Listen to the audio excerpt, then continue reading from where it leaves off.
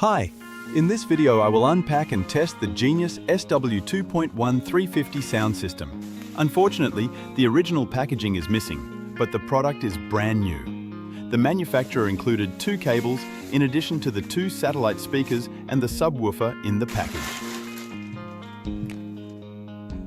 The power cable, which is 120 centimeters long and uses a 2-pin power connector, is of average quality.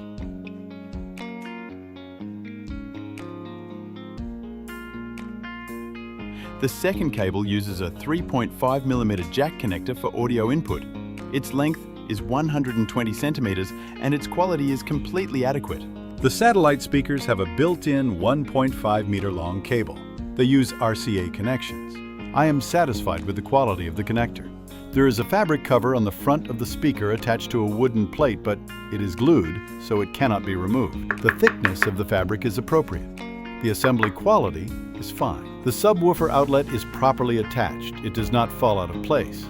Unfortunately, the cable input does not have a bend damping part. The speaker has rubber feet to prevent slipping. When turned upside down, it resembles an older model, but when the speaker is turned 90 degrees, we can also find a reference to another version. The front cover of the subwoofer is made of fabric, attached to a wooden board. In addition, there are 2 additional meters with a smaller and a larger power button for adjusting the sound. In addition to these, there is a secondary audio input. The assembly quality is exceptionally good. Unfortunately, the design of the sub-outlet opening is not very advantageous, but its attachment is also perfect. We see the power input, 2 speaker outputs, jack audio input. The rubber feet are not left out here either. Unlike satellite speakers, its cover can be removed with a simple movement. Behind this is the subwoofer, the quality of which I am satisfied with. The cover can be attached back with one movement. I connected the necessary cables for operation.